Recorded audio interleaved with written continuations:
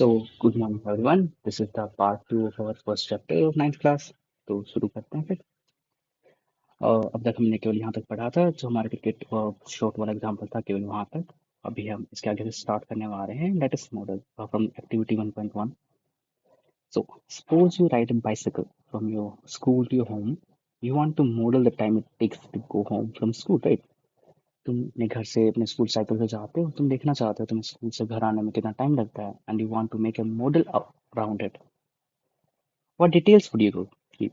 जो तुम मॉडल बनाओगे उसमें कौन सी डिटेल रखोगे, राइट? यू कैन लाइक कौन सी डिटेल है तो तुम इग्नोर करोगे। Next line says that what details could you ignore? कौन सी डिटेल है तुम इग्नोर कर सकते हो? Suggest why ignoring some details may actually be useful. Okay, think about it. Okay, this is your home. This is your school. तुम अपने घर से स्कूल बाइसिकल पे आते जाते हो। This is you, let's say. Okay, तो तुम्हें घर से स्कूल आने में, स्कूल से घर जाने में कितना टाइम लगता है, और कौन से फैक्टर्स हैं जो तुम्हें लगता है कि इंपॉर्टेंट है इस मॉडल को बनाने के लिए, या कौन से हैं जो इतने ज़्यादा इंपॉर्टेंट नहीं है, और कुछ चीज़ों को हम क्यों इग्नोर कर देना चाहते हैं, उसको हम क्यों नहीं करना चाहते, राइट? लाइक फॉर एग्जाम्पल जो इंपॉर्टेंट चीज़ें हैं जो नॉट सो इम्पोर्टेंट है। Let's say important is bicycle, condition of bicycle, कि बाइसिकल कैसी है, नहीं अगर खराब है, अच्छी चल रही है, राइट, टूटी फूटी नहीं है। सेकंड, डिस्टेंस कितनी है तुम्हारे स्कूल और घर के बीच में, that could be an important factor, right? And quality of road, कि रोड सही है या टूटा फूटा है, नालियाँ खुली हैं या नहीं है, राइट? Quality of roads. और also you can use the time the day, like अगर गर्मी का टाइम है तो सुबह सुबह तुम चला रहे, तुम कम थकोगे, कम गर्मी होगी। एंड अगर तुम इवनिंग में चला रहे हो, कम गर्मी, अगर तुम लाइक तपती धूप में आ रहे हो, then there chances of dehydration, चक्कर आने के, राइट? बट मोटा मोटा अगर हम कहें, मान लो कि हमारे पास तीन फैक्टर्स हैं, और भी हो सकते हैं तुम्हारे हिसाब से, बट नॉट सो इम्पोर्टेंट चीज़ें may be brand of bicycle, doesn't matter कि किस ब्रांड की बाइसिकल है, राइट? इतना हार्डली कोई डिफरेंस नहीं आएगा, चाहे वो हीरो की हो या फायरफॉक्स की हो या किसी और ब्रांड की जो साइकिल्स आती है उनकी हो। हाँ, but it can make a difference अगर वो गियर वाली साइकिल होती है, नॉन गियर वाली होती है, थोड़ा बहुत लाइक फ्यू मिनट्स का डिफरेंस आ सकता है, but not that much substantial. इतना ज़्यादा कोई गहन फर्क नहीं आएगा उस चीज़ को लेके, है ना? और अगर मान लो कि नॉर्मल टेम्परेचर रहता है पूरे दिन, लेट्स से विंटर्स की टाइम, नॉट विंटर्स, स्प्रिंग या ऑटम का टाइम है, तो फर्क नहीं पड़ेगा तुम किस टाइम पे आ रहे हो, जा रहे हो घर से, right? And other factors like तुम्हारे दोस्तों के पास कौन सी बाइसिकल है, it would not make that much of a difference. Other peoples, other friends, others bicycle, वो इतना फैक्टर नहीं करेगा, राइट? हाँ, और एक और फैक्टर है कि रोड कितने बिजी है और नहीं है, राइट? कि मान लो कि रोड पे बहुत ज्यादा भीड़ है, कि रोड अगर ज्यादा बिजी है तो तुम थोड़ा स्लो चलाओगे, कम बिजी तुम थोड़ा फास्ट चलाओगे, काइंड ऑफ लाइक दैट। अगर की रोड रोड सीमेंट वाला रोड है, या जो हमारी इंटरलॉक वाली टाइल्स होती है उनका है, it's still a hard road, it would not make that much of difference. But अगर रोड में मान लो कि सैंड वाला रोड है, जो ग्रेवल्स वाला होता है, या पक्का रोड है, कच्चा रोड है, वो मेक करेगा डिफरेंस। बट पक्का रोड है, कौन सी क्वालिटी का पक्का रोड है, वो इतना ज्यादा डिफरेंस मेक नहीं करेगा। तो ज्यादा some of the factors that I could think of, and आप भी और द फैक्टर्स सोच सकते हो, राइट? कि क्या चीज है जिससे फर्क पड़ेगा हमारे घर से स्कूल जाने वाली जो हम मॉडल बना रहे हैं साइकिल से, उस पे, राइट? एंड हमने कुछ डिटेल्स इसलिए छोड़ दी क्योंकि वो चीज़ इतनी मैटर नहीं करती। देखो, अगर हम मॉडल को सिंप्लीफाई करना चाहते हैं, हम कम से कम डिटेल लेनी पड़ेंगी। That's why we try to like we choose to ignore some details because वो इतनी यूजफुल नहीं होती। And this thing suggest why ignoring some details में एक्चुअली भी यूजफुल है। वी कैन इग्नोर कि हमारे और बच्चों के पास कैसी साइकिल है, ब्रांड ऑफ बाइसिकल कौन सी है, राइट? कितनी महंगी साइकिल किसके पास, कितनी सस्ती साइकिल किसके पास है। अगर साइकिल की कंडीशन ठीक होती है, आई थिंक वो इनफ है घर से स्कूल आने में, स्कूल से घर जाने में। So we choose to ignore some detail to simplify model. To basically simplify our model.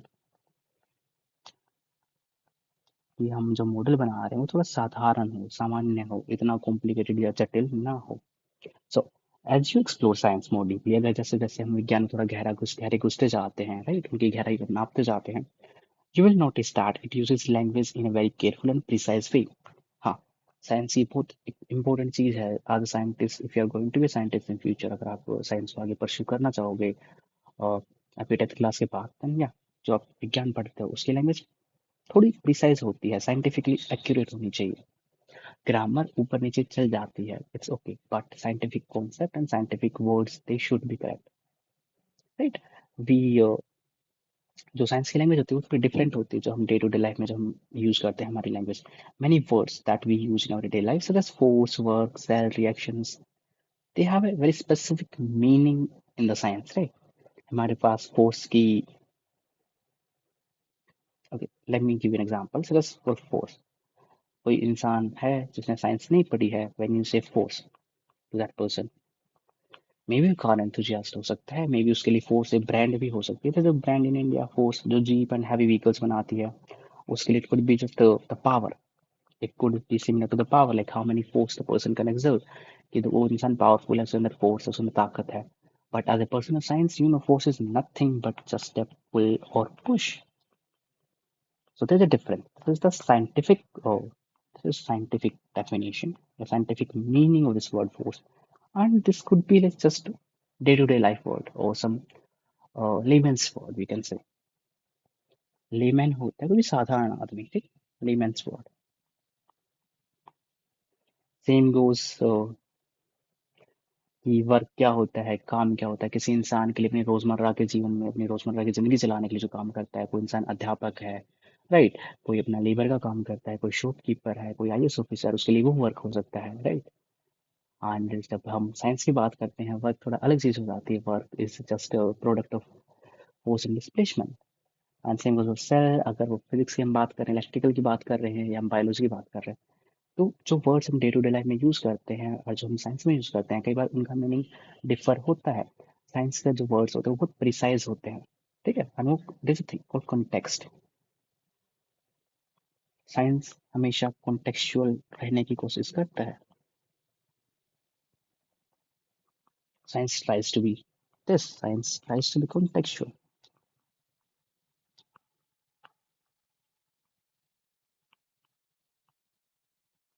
Contextual होता है कि जिस संदर्भ में बात की जा रही है वो बात उसी संदर्भ में रहे, उसको तोड़ा तोड़ा या मरोड़ा ना जाए।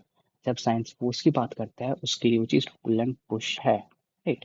बट अगर एक कार ओनर है या फिर एक इंसान है जिसको गाड़ी का शौक है, उसके लिए फोर्स का मतलब एक ब्रांड हो सकता है। सो इसके लिए कॉन्टेक्स्ट था कार की ब्रांड एंड कार, इसके लिए है सेंटर। एक इंसान है उसके लिए कॉन्टेक्स्ट था साइंस में, साइंस में विज्ञान में उस चीज का मतलब क्या होता है। So the meanings are often very specific because scientific idea must be communicated clearly and unambiguously. Okay, जो साइंटिफिक लैंग्वेज होती है वो क्लियर रहती है, वो हमें सरल होनी चाहिए, it should be simple, clear, साफ होनी चाहिए, अनएम्बिगुअस होनी चाहिए। मीन एंड एम्बिगुअस होता है जो इतनी साफ नहीं होती, जिसमें ज़्यादा नॉइस होती है, मीन्स तो थोड़ी खचर पचर जिसमें होती है, दिस इज वर्ड ना, like there is so much noise in it, पर शोर होता है। अनएम्बिगुअस मीन्स उसमें शोर नहीं, वो टू द पॉइंट है, सटीक है। इट अलाउज साइंटिस्ट, क्योंकि साइंस केवल एक पर्टिकुलर क्षेत्र तक नहीं रहता है, वो केवल भारत का साइंस भारत तक नहीं है, इंग्लैंड का साइंस इंग्लैंड तक नहीं है। दुनिया जुड़ी हुई है और साइंस भी जुड़ी हुई है। पूरी धरती की जो साइंस है वो एक ही साइंस है, इंडिया की साइंस अलग नहीं है, यूरोप की साइंस अलग नहीं है, साइंस इज जस्ट साइंस। वो एक यूनिवर्सल चीज है, एक सार्वभौमिक चीज है।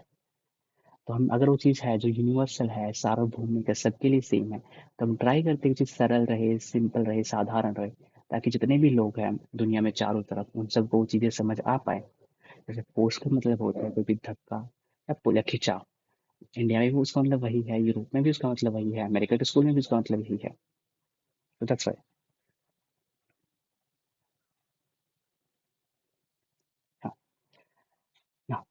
साइंस की जो हम लैंग्वेज करते हैं, जिसको हम कम्युनिकेट करते हैं, just like this book is a book of science, it is communicating us the ideas and the concept of secondary science, right.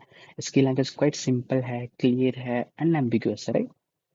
Now, it allows the scientists across the world to describe the observation that they have done, compare the results, and build ideas together. Science uses a shared language of these specific terms, symbols, and units. Now, here's the thing. अगर language simple है, साधारण है, and standard है, there's a word which is missing, standard. There's a word that's been missing here, that is standard. Scientific words कुछ standards होते हैं, जैसे force एक स्टैंडर्ड वर्ड है, उसकी यूनिट भी स्टैंडर्ड होगी, right. And same goes for work, वो एक स्टैंडर्ड वर्ड है एंड उसकी यूनिट भी स्टैंडर्ड होती है। यूनिट होता है उसको मापने की इकाई क्या है, जैसे कि हम फ्रूट्स लेके आते हैं, राइट। अभी मैंगोज काफी अच्छे चल रहे हैं, राइट। मैंगो का सीजन है, summer in India. So mango हम लेके आते हैं 1 kg या 2 kg, राइट, पर kilogram. This one is just a numerical number, 1 to 10, मतलब they're just counting that we have. kg is unit, जिसमें हम उस चीज को मेजर करते हैं। जैसे कि हमने 5 लीटर दूध लेके आए हैं घर पे, घर के खीर बनाने के लिए। 5 is just number, numerical, but litre is a unit. ऐसे ही ज्यादा स्टैंडर्ड्स, और यही चीज है जो हमें हेल्प करती हैं, जो साइंस की लैंग्वेज स्टैंडर्ड लैंग्वेज है, प्रिसीजन लैंग्वेज में अनएम्बिगुअस है, वो अक्रॉस द वर्ल्ड हमें अपने आइडियाज, हमारी ऑब्जर्वेशंस को शेयर करने में और समझने में सहायता करती है। Now quantities such as mass, velocity, force and electric current, they are represented by symbols. Now कई बार क्या होता है, कोई बड़ी क्वांटिटी है, लेट्स से मैंने लिखा फोर्स, हर बार मैं फोर्स नहीं लिखता रहूंगा, राइट, या वर्क या इलेक्ट्रिक करंट, करंट। तो हम इसको पूरा लिखने के बजाय इनको शॉर्ट फॉर्म में लिख देते हैं, कुछ पर्टिकुलर लेटर से या फ्रैक्शन ऑफ लेटर से। फॉर एग्जाम्पल इलेक्ट्रिक करंट को हम आई से रिप्रेजेंट करते हैं साइंस में, वर्क को हम डब्ल्यू से करते हैं, फोर्स को हम एफ से करते हैं, एंड वेलोसिटी उसको हम वी से करते हैं, राइट। एंड इनकी मेजरमेंट की यूनिट है, जैसे फोर्स को हम न्यूटन में मापते हैं, यप, जो हमारे साइंटिस्ट थे सर आइजैक न्यूटन, उन्हीं के नाम पे इसकी यूनिट है। वर्क को हम जूल में नापते हैं, ये भी साइंटिस्ट के नाम पे है। करंट को हम किस में मापते हैं, एम्पियर में, ये भी साइंटिस्ट के नाम पे है। एंड वेलोसिटी को हम मापते हैं मीटर पर सेकंड में, या फिर कुछ लोग इसको ऐसे भी लिख देते हैं कि वेलोसिटी क्या होती है कितना डिस्प्लेसमेंट एक बॉडी का हुआ और कितने टाइम में हुआ। इसके बारे में डेप्थ में पढ़ेंगे, चिंता करता हूँ, इसके ओवरव्यू है चैप्टर का, इन सब चीज़ों के बारे में डेप्थ में पढ़ेंगे हमारी 9th और 10th क्लास में। You don't have to worry much about it. ऐसे ही मास, किसी किसी बॉडी का मास उसको एम से दिखाते हैं, वेलोसिटी को वी से दिखाते हैं, फोर्स को एफ से, करंट को आई से। तो वो चीज़ों को थोड़ा सिंप्लीफाई करने में हेल्प करता है, क्योंकि हम आगे जाके कुछ रिलेशंस ढूंढते हैं, राइट। जैसे मास में और वेलोसिटी में, काइनेटिक एनर्जी, इन सब में रिलेशंस क्या है, करंट में, चार्ज में, इन सब चीज़ों में कुछ ना कुछ रिलेशन होता है। उस सबको और उन सब में रिलेशन दिखाने के लिए मैथ की सहायता लेते हैं, मैथमेटिक्स की। कोई भी सब्जेक्ट अलग नहीं होता ना, फिजिक्स अलग है ना, केमिस्ट्री अलग है ना, बायोलॉजी अलग है ना, मैथ अलग है। सब एक दूसरे से जुड़े हुए हैं, जैसे ब्रह्मांड जुड़ा हुआ एक चीज से बस चीजों को देखने का, समझने का, समझाने का तरीका थोड़ा स्पेसिफिक हो सकता है। कुछ लोग उसको फिजिक्स की दृष्टि से देखते हैं, भौतिक विज्ञान की। कुछ लोग उसको रसायन विज्ञान की नजर से देखते हैं, दैट इज केमिस्ट्री। कुछ उसको अपने जीव विज्ञान की दृष्टि से देखते हैं, that is biology, right. Depends in the context to context. So, to make this even more precise, science often turns to mathematics to allow the relationship between the quantities to be expressed qualities clearly and tested carefully. कई बार जो हमारे पास quantities होते हैं, इन हम relation को दिखाने के लिए हम मैथ का यूज करते हैं, ताकि वो रिलेशनशिप, वो क्वांटिटीज थोड़ी ज्यादा अच्छे से क्लियरली एक्सप्रेस की जाए, थोड़ी है ना, साफ साफ तरीके से मुझे उसको बता सके, right, and tested carefully. And this can sometimes feel challenging, but it is important to remember that mathematics in science is not meant to be hurdle. जब हम साइंस में मैथ का यूज करते हैं, वो उस चीज को कॉम्प्लिकेटेड करने के लिए नहीं यूज किया जाता है, बल्कि उस चीज को थोड़ा साधारण बनाने के लिए यूज किया जाता है। जैसे हम सब ने पढ़ा है हमारी छोटी कक्षा में कि स्पीड क्या होती है, डिस्टेंस बाय टाइम, कि किसी बॉडी ने कितना डिस्टेंस ट्रेवल किया कितने टाइम में। लेट्स से कि अमन है, अमन अपने घर से होम टू स्कूल जाता है अपनी बाइसिकल पे, और ये 10 किलोमीटर है, उसको जाने में आधा घंटा, 1 घंटा लगता है, 1 आवर लगता है।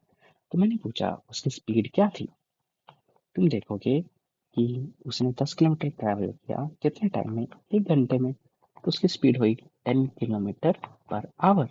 मैं इससे पूछूं, मैं आपको बोलूं कि मान लो कि उसको 20 किलोमीटर जाना है, तो उसको कितना टाइम लगेगा। आप आराम से गैस कर पाओगे कि उसको अगर 10 के लिए 1 लग रहा है, तो 20 के लिए उसको 2 घंटा लगेगा, right.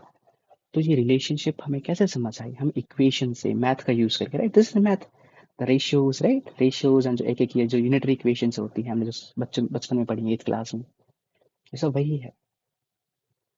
Now, mathematics is not just a subject, it's also a language. It's a language that helps us to think more clearly about the world. Yes, an equation is not just a calculation tool, it is complex statement about how certain things are related. हाँ, equation है वो केवल एक definition नहीं है किसी चीज का, बट एक रिलेशनशिप बताती है कि कोई चीज कैसे काम करती है, केवल कैलकुलेशन के लिए यूज नहीं होती. जैसे हमने बोला डिस्टेंस कैसे कैलकुलेट करते हैं कि किसी बॉडी की स्पीड कितनी थी, उसने कितना टाइम तक वो स्पीड मेंटेन की, राइट? कितनी देर तक वो मूव करती रही. मैंने बोला कि जो अमन है उसकी बाइसाइकिल की स्पीड 10 किलोमीटर पर घंटा है. अगर वो 5 घंटे तक साइकिल चलाता है तो कितने किलोमीटर दूरी तय करेगा? आप बता दो कि 50 किलोमीटर तक चला जाएगा. So this is the relationship. Distance जो रिलेशनशिप दिखाता है वो स्पीड और टाइम के बीच की रिलेशनशिप का ही वो है, रिजल्ट है, फलस्वरूप, राइट?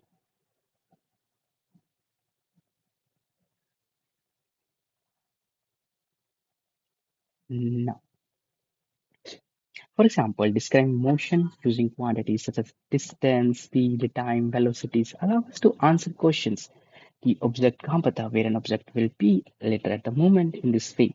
जैसे मैंने एग्जांपल दिया मन वाला कि अगर हम स्पीड टाइम रिलेशनशिप हम देख पा रहे हैं, right? Speed time and distance relationship अगर हम यूज करते हैं, हम बता सकते हैं कि कोई ऑब्जेक्ट एंड किस टाइम पे कहाँ पर होगा, कितनी डिस्टेंस ट्रैवल कर पाएगा, या कितनी डिस्टेंस ट्रैवल करने के लिए उसको कितनी स्पीड की जरूरत है, टाइम की जरूरत है, राइट? इन तीनों क्वांटिटीज में एक रिलेशन है जो हमने एस्टेब्लिश किया मैथमेटिक्स के थ्रू, राइट? क्योंकि हमने पैटर्न ऑब्जर्व किया था.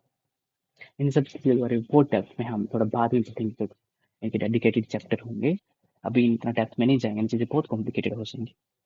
In the same way, mathematical expressions are used to describe rates of chemical reactions. कोई भी केमिकल प्रोसेस हो रहा है, कोई भी केमिकल रिएक्शंस हो रही है, ठीक है? तो रेट ऑफ रिएक्शन मीन्स कोई रिएक्शन कितनी तेज और कितनी तेजी से हो रही है, कितनी स्लो हो रही है, राइट? रेट ऑफ रिएक्शन उस किसी चीज़ का रेट का मतलब होता है चीज कितनी तेज और कितनी स्लो या फास्ट हो रही है. रेट का सिंपल मतलब होता है कि how fast or slow a thing is. Rate simply means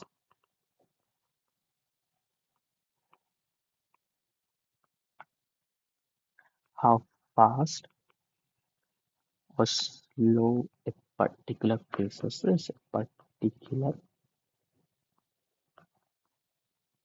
process is.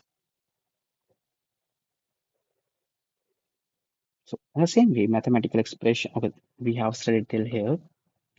Now, maths also help us to like recognize the patterns in the population growth की पिछले 50 सालों में पॉपुलेशन हमारी जनसंख्या है वो कितनी तेजी से बढ़ी है या घटी है, और आने वाले 50 साल में कैसी होगी, हम मॉडल बना पाते हैं, राइट? इन चीज़ों को लेके. और changes in the energy with in a system की किसी सिस्टम की एनर्जी कैसे काम कर रही है. लेट्स से तुम एक लाइट बल्ब लेके आए थे, उसकी लाइफ मान लो कि 10 साल की थी उसकी गारंटी, बट 5 साल में खराब हो गया, राइट? और तुमने देखा 10 साल तक चला, परंतु पहले जिसने वो लाइट देता था उसका भी वो 50% भी नहीं दे पा रहा है. तो right, we come like math का हम यूज करते हैं चीजों को हम कैलकुलेट कर सकते हैं, राइट? कोई चीज कैसे चेंज हो रही है, फिजिक्स में भी, केमिस्ट्री में भी, बायो में भी, right? Learning to use mathematics in science does not mean memorising equation. हमें मैथ सीखने का मतलब ये नहीं होता साइंस में कि हमें इक्वेशंस रटनी है, याद करनी नहीं. हमें चीजें समझनी है और उन्हीं से हम इक्वेशंस को हम डिराइव करते हैं, ठीक है? It means understanding the situation first, identifying the relevant quantities and then using mathematical relationship to reason carefully. भाई कि हमें सबसे पहले रिलेशनशिप देखनी है कि कौन से क्वांटिटीज इन्वॉल्व हैं और वो कैसे एक दूसरे पे निर्धारित हैं. In this way, mathematics became a very powerful language for thinking, not just for finding numerical answer. Mathematics is a language. It's just not it's not a numerical answer finding tool actually. If you focus first on the understanding the situation and the quantities involved, equation will begin to feel like the obstacle. So it'll feel less like the obstacle and more like helpful guide in your exploration of science. Okay, इसका मतलब क्या है कि हमने देखा कि तीन quantities हैं, डिस्टेंस, स्पीड और टाइम. हमने देखा कि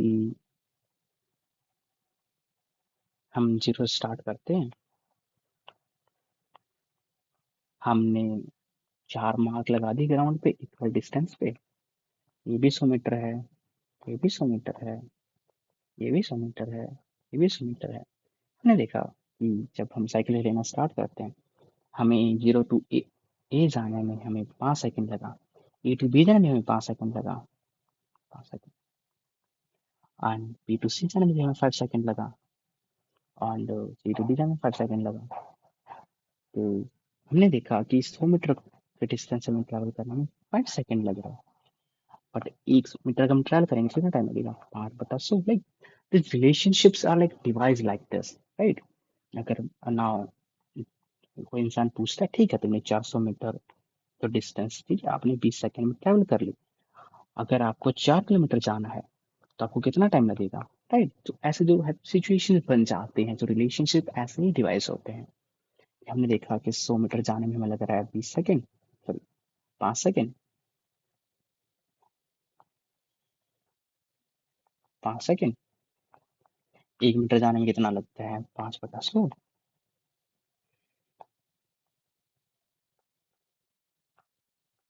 5/100। और 4 किलोमीटर में कितने होते हैं, 4,000 मीटर।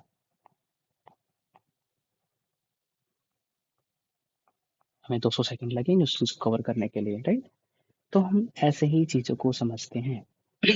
और mathematics is a really good language for understanding these equations, these relationships. Now, we're going to look into this thread of curiosity. Why the speed of light is denoted by the symbol c? हाँ, जब हम science में आगे कुछ चीज़ों को हम जैसे स्टैंडर्ड सिंबल्स होते हैं, जो स्पीड ऑफ लाइट है उसके एक स्टैंडर्ड सिंबल है जिसको हम छोटे सी से डिनोट करते हैं। But why there is a reason, there is a history to this. So scientific symbols often come from history, yes. Mostly तो लैटिन लैंग्वेज या ग्रीक लैंग्वेज या किसी साइंटिफिक साइंटिस्ट के नाम पे हो सकते हैं, जहाँ पे कोई चीज़ डिस्कवर हुई उस प्लेस के नाम पे हो सकते हैं, right. There very history, good history after like हर यूनिट के पीछे, हर नाम के पीछे, हर इंस्ट्रूमेंट के पीछे एक हिस्ट्री होती है। Same goes for the small symbol C, and are based on international agreement. You can't just name anything on your name. कुछ चीजें एक इंटरनेशनल बॉडी होती है, जैसे IUPAC है, IUCAP है। जैसे when it comes to chemistry there is this body which is IUC, IUPAC, हम उसको IUPAC बोलते हैं, IUPAC बोलते हैं कुछ लोग, international union of pure and applied chemistry, international union of pure and applied chemistry. तो जब कोई केमिस्ट्री रिलेटेड कोई डिस्कवरी होती है, कोई बात होती है, कोई नया एलिमेंट डिस्कवर होता है, उसके बारे में कोई बात डिसीजन लेना होता है, राइट। तो IUPAC है जो हमारा वो स्टैंडर्ड बॉडी होता है। सेम ऐसे बहुत सी लाइक स्टैंडर्ड ऐसे इंस्टीट्यूशन हैं हम चीज़ों को देखते हैं, ठीक है। And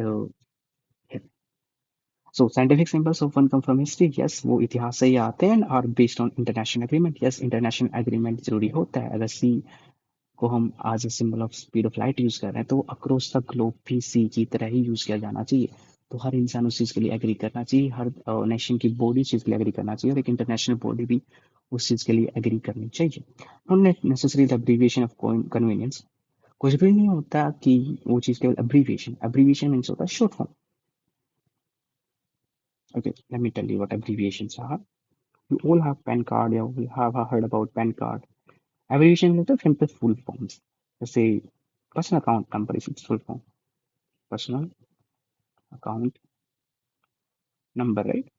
PAN, PAN card. Same goes for SBI, State Bank of India. These are the abbreviations. कुछ लोग acronyms यूज करते हैं, जैसे डॉक्टर है, कुछ लोग ऐसे लिखते हैं doctor, that is an acronym. This kind of abbreviation, okay? You can search about it more in your free time. So, कोई जरूरी नहीं है कि वो चीज ऐसे यूज किया जाए, राइट। जैसे सिंपल है, हाइड्रोजन है, हाइड्रोजन गैस होती है, बट हम उसको साइंस में एच से डिनोट करते हैं, पहला लेटर, सिंपल सा एब्रीविएशन है। बट स्पीड ऑफ लाइट, इसको हम रिप्रेजेंट करते हैं सी से, बट सी तो कहीं भी नहीं आ रहा ना इसमें, तो कोई ना कोई तो हिस्ट्री होगी, राइट। तो हम इसी के बारे में बात करते हैं, हिस्ट्री है क्या। Now, for example, the speed of light is usually denoted by the symbol c. हम c से रिप्रेजेंट करते हैं.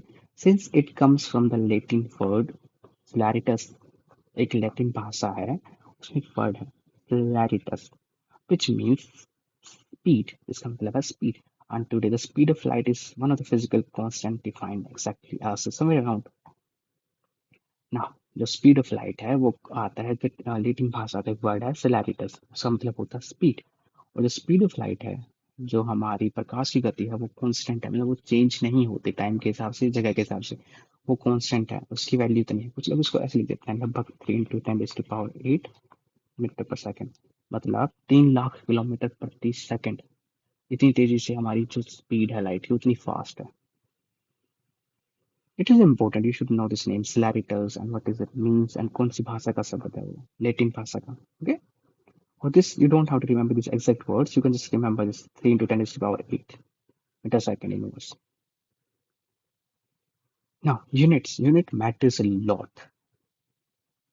Now, let's read this section. Ready to go beyond. So, there was an incident that took place that involved the airplane fuel miscalculation.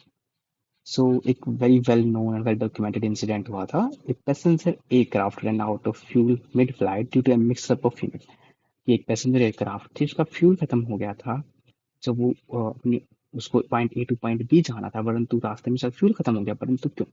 जब भी कोई हवाई जहाज एक पॉइंट टू बी पॉइंट जाती है, वो हमेशा इतना फ्यूल लेके जाती है कि वो डिस्टेंस पूरी कवर हो जाए, थोड़ा बहुत रिजर्व में बच भी जाए. परंतु ऐसा क्यों हुआ?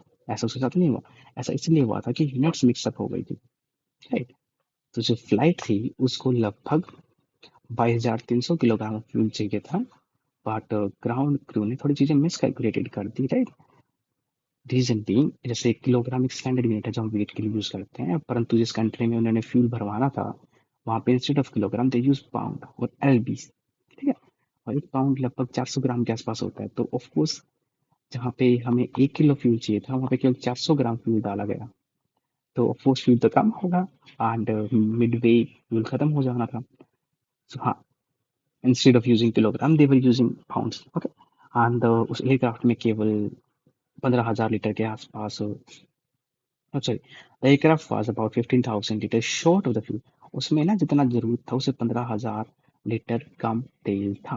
और अच्छी बात है किसी को ज्यादा चोट नहीं आई. लकीली द ट्रेन जो प्लेन था उसने इमरजेंसी लैंडिंग की, जो ग्लाइड लैंडिंग होती है, एंड विच, हाँ प्लेन को डैमेज हुआ बट किसी की जान पे कोई जान की हानि नहीं हुई. Now, the pound and kilograms are the very different units. In the US, they use pound, and across the globe, kilogram is the standard unit. I don't know why USA use this because they are just little bit in the idiosyncrasy. So using there's a word SI units, International Standard Units. There's this word. Remember this.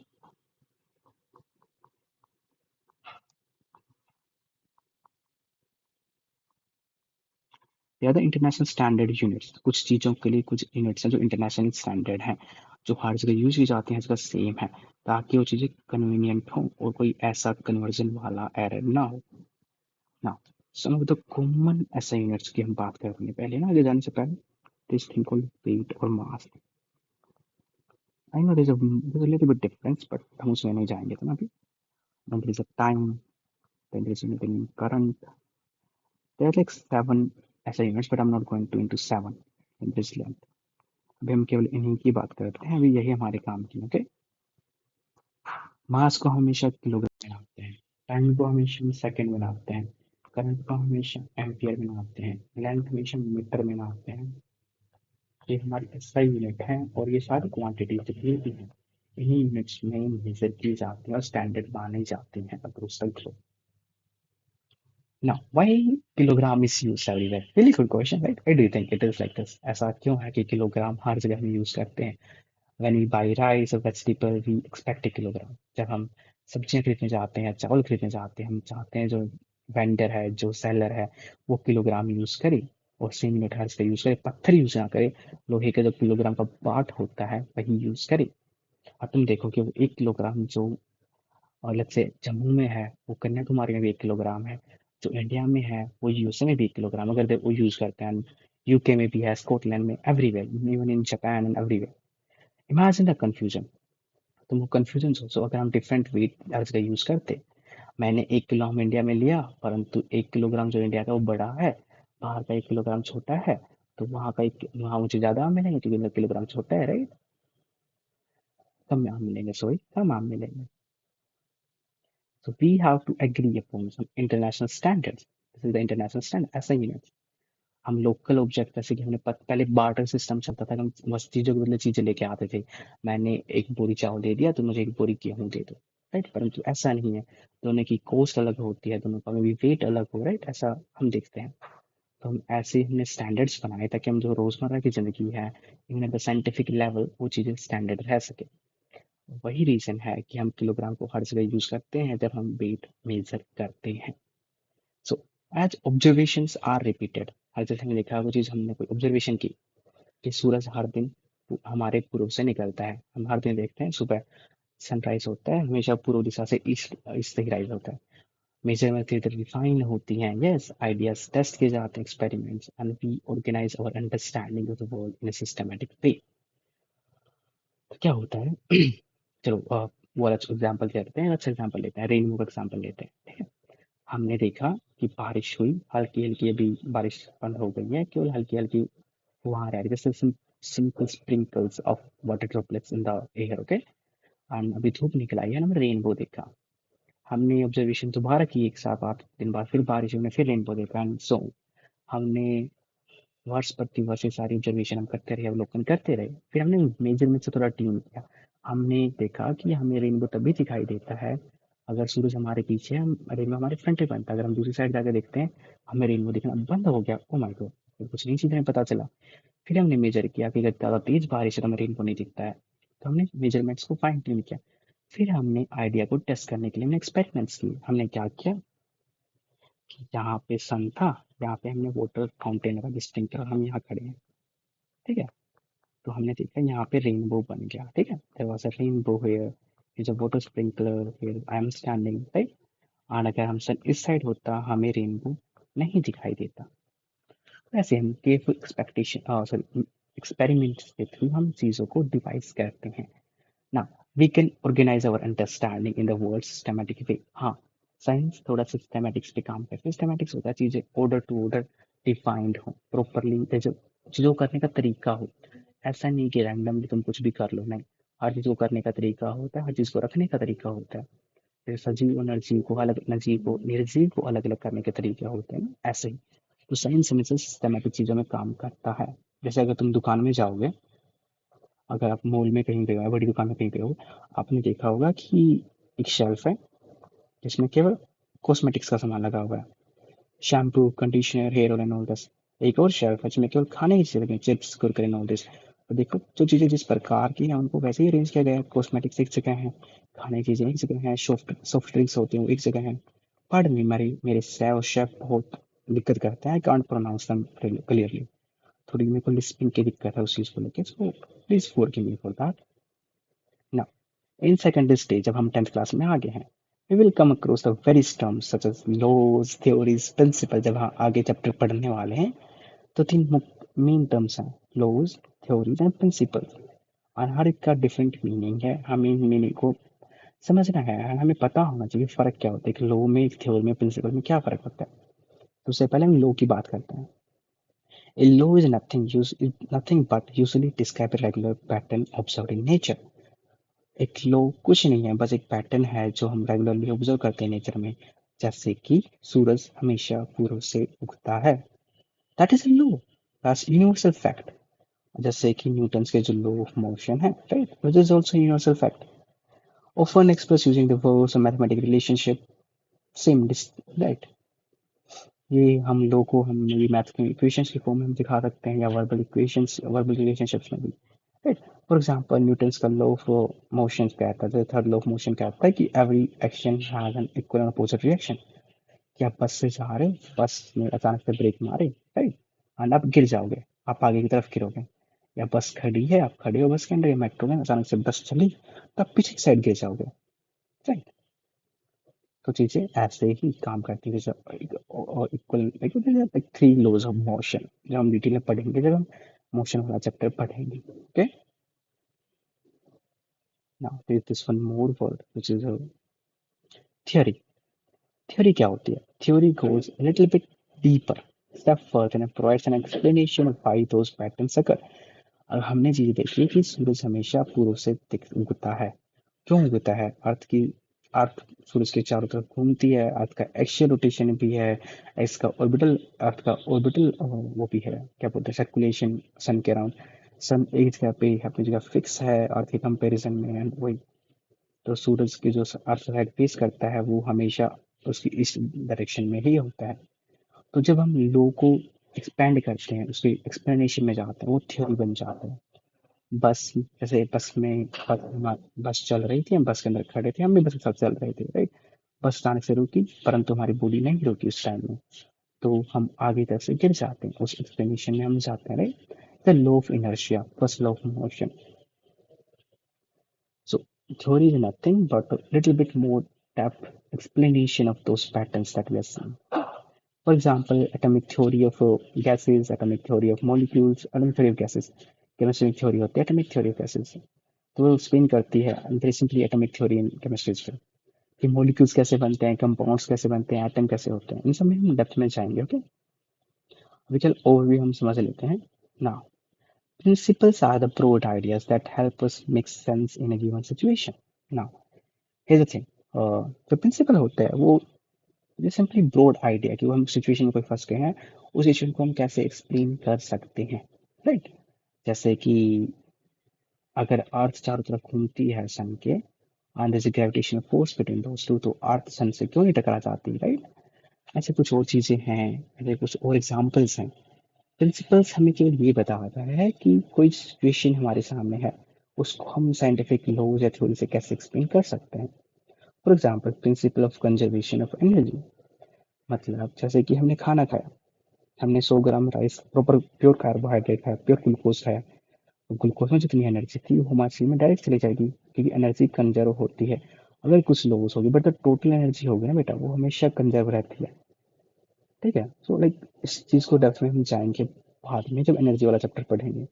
पता नहीं उन्होंने पहला chapter NCERT इतना complicated क्यों बनाया है, इतने ज़्यादा डेप्थ में बना दिया, पता नहीं क्यों। First chapter should be little bit lighter. So do you remember that in science, a theory doesn't mean a guess or untested idea. Theory कोई गेस वर्क नहीं होती, कोई हाइपोथेसिस नहीं होती, पर एक एक्सप्लेनेशन होती है जो आती है रिगरस एक्सपेरिमेंटेशन के बाद। It is an explanation based on careful testing and critical examination. ये एक एक्सप्लेनेशन है जो आई है, जो हम केयरफुली एंड रिगरसली हम किसी एक्सपेरिमेंट को परफॉर्म करते हैं, उस आइडिया को टेस्ट करते हैं, राइट? एंड फॉर एग्जाम्पल जैसे हमें रॉकेट उड़ाना है भाई, मैंने रॉकेट बनाया भाई, साइंटिस्ट ने रॉकेट बनाया। हमारा जो हमारा जो स्पेस स्टेशन है, हरिकोटा है, वो कंप्लीट नेम, उसमें हमारा स्पेस स्टेशन है। मेरे को वहां से एक रॉकेट लॉन्च करना है और अर्थ के वायुमंडल से बाहर लेके जाना है।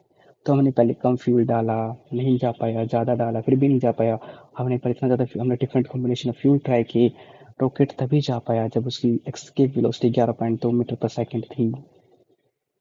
ठीक, तो उसको इतनी 11.2 किलोमीटर पर सेकेंड, आई गेस। हाँ, किलोमीटर पर सेकेंड, ऐसा कुछ भी देखना पड़ेगा, इसके वेलोसिटी इतनी होती है ना। बट एक particular there's a word use escape velocity, कि जितनी मिनिमम वेलोसिटी स्पेस क्राफ्ट को चाहिए आपके एटमॉस्फेयर से बाहर जाने के लिए। दैन उसमें कॉम्प्लिकेटेड कैलकुलेशंस होती है कि मास कितना होना चाहिए, right? And there is air thrust there, air resistance there, तो उन चीज़ों के बारे में हम डेप्थ में जाएंगे। पर अगर कोई चीज़ थ्योरी बनी है तो उसके पीछे एक्सपेरिमेंटेशन होते हैं, there are n number of experimentation. So these ideas are always open to improvement। हाँ, जैसे रॉकेट का हर डिजाइन हर साल चेंज हो रहता है, हम न्यू फ्यूल्स ट्राई करते हैं, राइट? न्यू स्पीड्स ट्राई करते हैं, नीचे जाने का ट्राई करते हैं, न्यू मेथड्स यूज करते हैं। तो science is not static body, but it's a dynamic body जो हमेशा ग्रो कर रही होती है। The ideas are always open to improvement, ideas हमेशा इंप्रूव होते हैं। जैसे कि कुछ आइडियाज हैं, जैसे कि पहले मानते थे कि जो सबसे छोटी इकाई है एटम है, बाद में पता चला कि एटम के भी पार्ट होते हैं, इलेक्ट्रॉन, प्रोटॉन, न्यूट्रॉन। देन आगे फिर जाके पता चला कि इलेक्ट्रॉन, प्रोटॉन, न्यूट्रॉन भी इस चीज से बन के बने होते हैं, क्वार्क्स, म्यूजॉन्स से। ऐसे तो जैसे जैसे न्यू इंफॉर्मेशन आती जाती है, वैसे ही हमारे पास जो हमारी करंट इंफॉर्मेशन है वो अपडेट होती जाती है, right? And often new changes as a new evidence become available, right? हम जो हमारे पास करंट नॉलेज है वो तभी चेंज होगी हमारे पास कोई नया एविडेंस होगा. So this is the key feature of science that makes it reliable. कि science is a growing body of knowledge. Science reliable क्यों है? Because it's a test. तो जो थ्योरीज हैं वो सब केयरफुली टेस्टेड हैं और क्रिटिकल एग्जामिनेशन के बाद आते हैं. This is important. हम ऐसे ही हवा में कोई थ्योरी नहीं दे देते, राइट? हर एक थ्योरी केयरफुली टेस्टेड होनी चाहिए, केयरफुल एग्जामिनेशन होना चाहिए, पीयर रिव्यू की. बाकी साइंटिस्ट को चीज़ नहीं मिली, केवल तुम्हें मिली. अगर कोई इंसान मान लो कि मैंने कोई थ्योरी दी, एक्सपेरिमेंट किया, भाई मैंने एक थ्योरी दी के नाम से, मैंने इंडिया में रह के थ्योरी दी थी किसी पर्टिकुलर चीज़ को लेकर. अगर इंडिपेंडेंटली अगर कोई इंसान मान लो कि यूके में है, उसने सेम कंडीशन अप्लाई करके अगर सेम रिजल्ट उस इंसान के आएंगे, वेल एंड गुड. अगर उस इंसान के रिजल्ट अलग अलग आ रहे हैं, मतलब कि क्या कुछ तो लोचा है भाई, राइट? क्योंकि जो चीज़ इंडिया में हो रही है वो चीज़ सेम यूएस में भी या यूके में भी होनी चाहिए. वो चीज़ चाइना में भी होनी चाहिए अगर सेम चीज़ तुम दे रहे हो. अगर 2+2 4 होता है इंडिया में, तो 2+2 4 यूएस और यूके में भी होना चाहिए. That's why it should be reliable. Science has to be reliable, and science is a growing body of knowledge. Is a growing body of knowledge. Body of knowledge. So this was our part two. हम part three यहाँ से start करेंगे, okay? So thank you everyone for being patient with me. I hope you're really good with your day. अभी खुद से पढ़ना, जो explanation है सोचे से सुनना, समझने की कोशिश करना, और धीरे धीरे मैं भी चीज़ें इम्प्रूव करूंगा क्योंकि मुझे ऑनलाइन पढ़ाने की इतनी आदत है नहीं. But if you have any doubt, you can let me know in the comment section down below. I wish you good luck with your life, good luck with your future.